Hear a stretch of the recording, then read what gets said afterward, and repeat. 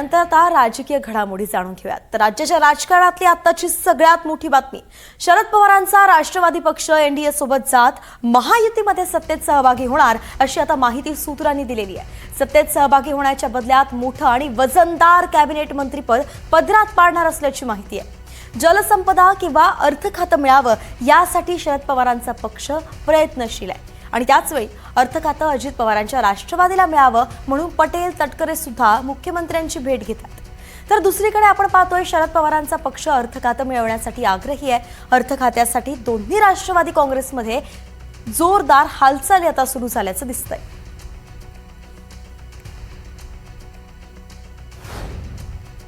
दरम्यान मुख्यमंत्र्यांसोबतची भेट ही नियोजित होती असं जयंत पाटील म्हणाले आहेत। प्रफुल्ल पटेल आणि तटकरे त्या ठिकाणी होते हे माहीत नव्हतं, त्यांची भेट झाली नाही असं देखील जयंत पाटलांनी म्हटलंय।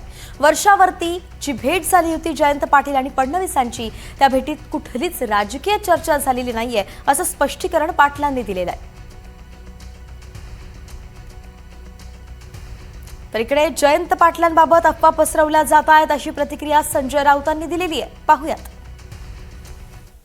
हे जाणीवपूर्वक पसरवलं जात आहे। या सगळ्या बातम्या मग शिवसेनेविषयी असतील किंवा राष्ट्रवादी काँग्रेस पक्षाविषयी असतील, मग काँग्रेस पक्षातल्या काही नेत्यांविषयी असतील, भारतीय जनता पक्षाला आणि खास करून शिंदे गटाला दुसरं काय काम राहिलेलं नाही आणि मग अशा प्रकारच्या अफवा पसरवून मूळ प्रश्नावरचं विषयावरचं लक्ष लोकांचं विचलित करायचं ही अशा प्रकारची भूमिका।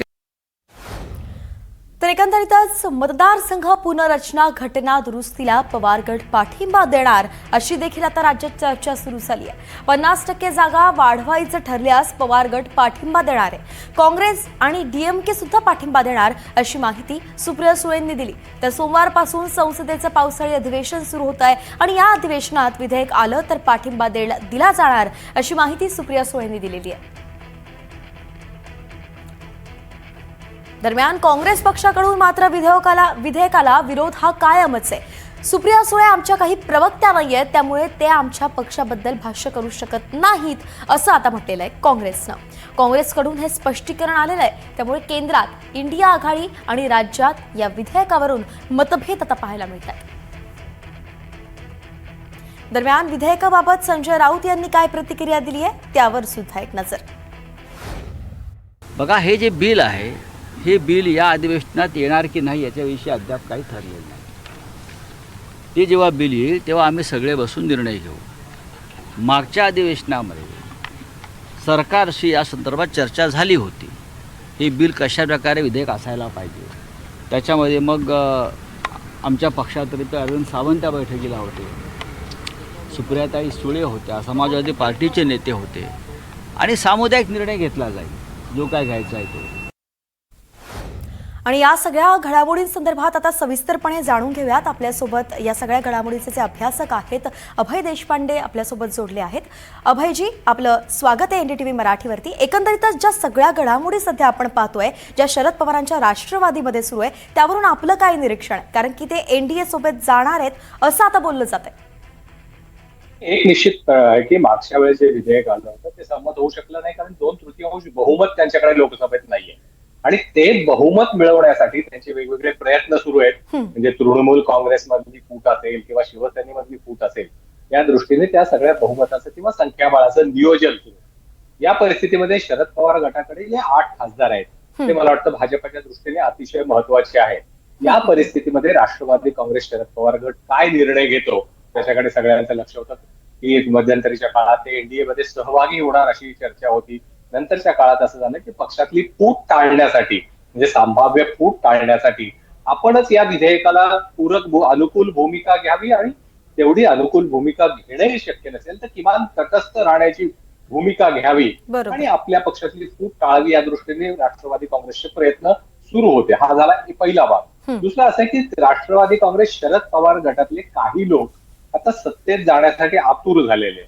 आता या लोकांना विलनीकरणाचा पर्याय तर बंद झालेला आहे। मग अशा परिस्थितीमध्ये स्वतंत्र गट म्हणून एनडीए मध्ये सामावून घ्यायचं की नाही घ्यायचं या संदर्भातला एक विषय आहे आणि मला वाटतं की त्या दृष्टिकोनातून काल जी बैठक झाली, म्हणजे वर्षा बंगल्यावर सुनील तटकरे असतील, प्रफुल्ल पटेल असतील आणि त्यांच्याबरोबर जयंत पाटील हे सगळे तिघही एकाच वेळी वर्षा बंगल्यावर उपस्थित असणं बरोबर. याला काही निव्वळ योगायोग आहे असं म्हणता येणार नाही.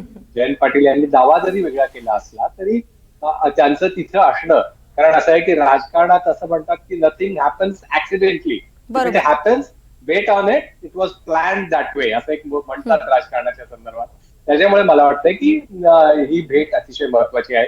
अर्थात लगेच काही याच्यातून काही घडामोडी होतील असं नसलं तरी पुढच्या दृष्टीने काही नियोजन मात्र सुरू करण्याचा प्रयत्न या माध्यमातून सुरू झालेला दिसतोय आणि त्याचंच कालचं एक इंडिकेशन म्हणून त्याच्याकडे बघावं लागेल. अच्छा, अभयजी, यातूनच एक महत्वाचा मुद्दा उपस्थित होतो, तो म्हणजेच दोघे सुद्धा एकाच वेळी वर्षावरती होते आणि असं म्हणतात की कॅबिनेट मंत्रीपद आणि त्यातही अर्थ खात्यासाठी दोन्ही राष्ट्रवादी आग्रही आहे. खरं तर आपण पाहिलं, अजित पवार गेल्यानंतर जेव्हा ते खातं फडणवीसांकडे गेलेलं आहे तेव्हापासून ही खरं तर प्रयत्न केले जातात अजित पवार गटाचं, कारण की एक मोठं वजनदार असं ते खातं होतं आणि त्यामुळे त्यांचं वजन महायुतीमध्ये टिकून होतं.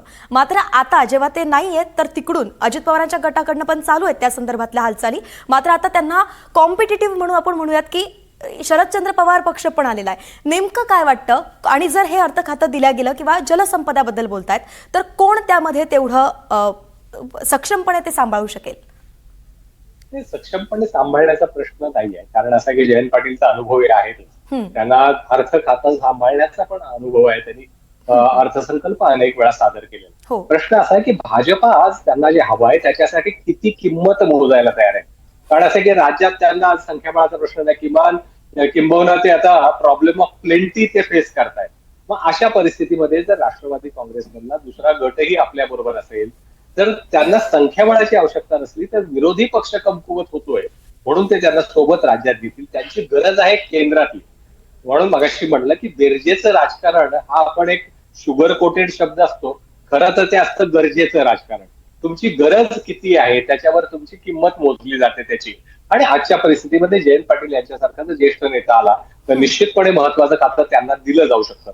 अजित पवार यांच्यासाठी, केवळ अजित पवार आणि अजित पवार यांच्यासाठीच ते खातं सोडायला भाजपा तयार झाली होती मागच्या सरकारमध्ये आणि ते खातं राष्ट्रवादीकडे गेलं होतं. पण दुर्दैवाने अजित पवार यांचं निधन झाल्यानंतर ते भाजपाकडे परत आले आणि ते कुठल्याही परिस्थितीत आता परत द्यायचं नाही अशा मनस्थितीत आज भाजपाचे नेते दिसत आहेत. मग या परिस्थितीमध्ये जर समजा आपल्या शक्ती वाढणार असेल, केंद्रात मदत होणार असेल, दुसरा गट आपल्या बरोबर येणार असेल तर कदाचित या खात्यासंदर्भात तडजोड होऊ शकते. कारण शेवटी असं असतं की अर्थ खातं कोणाकडे आणि जलसंपदा कोणाकडे यापेक्षा सरकारचं नेतृत्व ज्याच्याकडे अंतिम निर्णय असतो तोच महत्वाचा असतो आणि त्या दृष्टीने मला वाटतं की पुढच्या काळामध्ये नियोजन केलं जाईल. फक्त ते केंद्रातली गरज हा त्यातला केंद्रबंधू असेल त्या तडजोडीचा, एवढं मात्र निश्चित. अर्थात अभयजी, एक शेवटचा पण महत्वाचा माझा एक प्रश्न आहे. एक म्हणजे आपण एकीकडे पाहिलं की जयंत पाटलांनी भेट घेतली पण ती नियोजित होती असं ते म्हणतायत, म्हणजे एकंदरीतच ही भेट काही अशी राजकीय नव्हती ते सांगतायत, त्यावर पांघरुण घातल्यासारखं आपण म्हणतोय, पण चर्चा तर सुरू आहे. दुसरीकडे मात्र सुप्रिया सुळेंनी त्याच दरम्यान विधान केलेलं आहे की जर मतदारसंघ पुनर्रचना घटना दुरुस्ती जर ते विधेयक आलं तर आम्ही पाठिंबा देऊ. आता हे दोन्हीकडून अनुकूलताच आपल्याला दिसतीये, मात्र स्पष्टपणे काही सांगितलं जात नाहीये. या दोन्ही घडामोडींकडे, दोन्ही वक्तव्यांकडे आपण कसं पाहावं?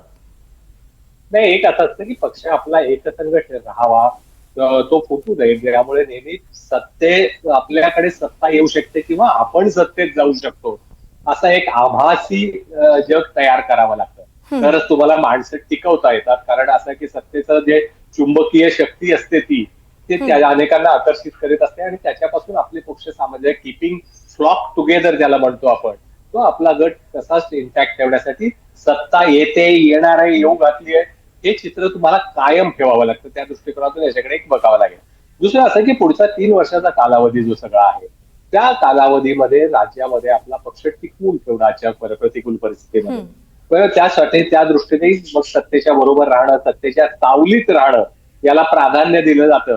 आता या परिस्थितीत महाविकास आघाडीमध्ये आज रोहित पवार जे एक अपवाद वगळला तर राष्ट्रवादी काँग्रेस शरद पवार गटातले कुठलेही नेते आज थेट रस्त्यावर उतरून संघर्ष करताना दिसत नाही किंवा विधिमंडळामध्ये सुद्धा त्यांची भूमिका काही फार टोकाची किंवा आक्रमक आपल्याला दिसली नाही.